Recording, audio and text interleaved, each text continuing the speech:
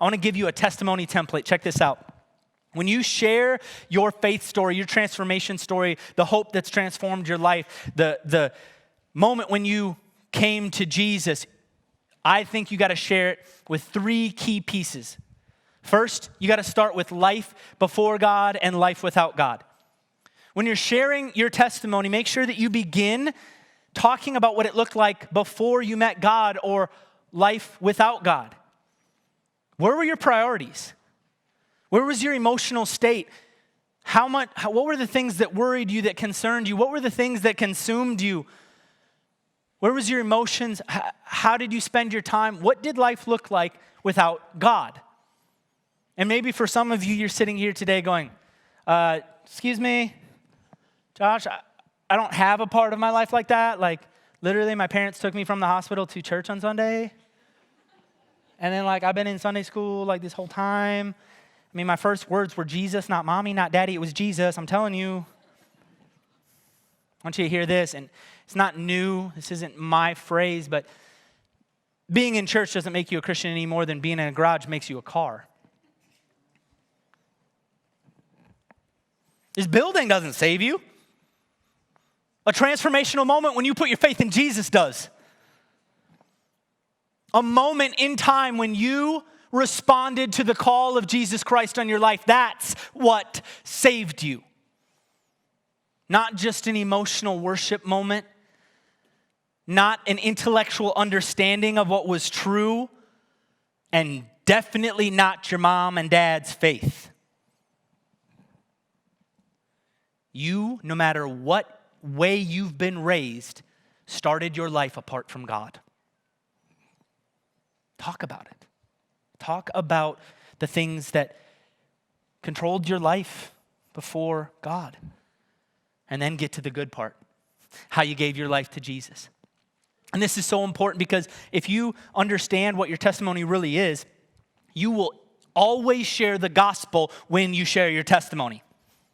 I'll say that again. You will always share the gospel when you share your testimony because you're not going to share a moment when you felt God's presence in worship. Nope. You're not going to share a moment that you just felt convicted of sin. Nope. You're going to share the whole process where there was a moment where you felt the Spirit moving and you felt closer to God than you've ever felt. And you heard or remembered or realized the truth that you are a sinner apart from God, unable to save yourself. And you realized the need for Jesus. And you called on his name. And you responded in faith. And you said, Jesus, I'm yours. And you surrendered. You gave your life to him. You turned away from the world. Now, of course, it's got to be your own words, but I want to be clear. If it was an emotional experience, that's not a gospel transformation. If it was you felt lonely and then you felt loved, it's a great start. But you've got to share how you gave your life to God. And then lastly, tell them what's changed. Because a story where there's no actual transformation, where it's just lip service, that's not compelling. A story where you say that this is the most incredible thing ever, and then you live the exact same life, have the exact same fears, have the exact same anxieties, your priorities stay all the same. They're going to call that fake.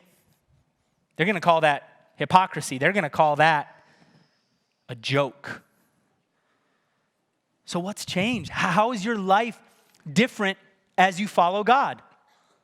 Share the things that are different. Where's your restructured priorities? Where's your emotional peace? Where's your joy? Where's your hope? Where's the things that only God can give us coming from? Share that. That's your testimony template. Write this out and write these 3 parts. Keep it concise. You don't got to go into great detail. I'm not asking for a novel, and definitely people don't want to hear one. So make sure that you share these 3 pieces in your testimony. And then more importantly, I would say, is let the Spirit be the source. Let the Spirit be the source of you telling and the whole process. Because ultimately, you want to know something? You ain't saving them. Your story ain't saving them. It's only the Holy Spirit drawing them unto God and them responding to it that saves them. So this is both a challenge for you to not make it your agenda. Like, okay, Monday, I tell this neighbor. Tuesday, I tell this neighbor. And by the end of the week, the whole neighborhood's saved. No. God's timing, not yours. Let the Spirit be the source. Follow his prompting. Listen to that small, still voice.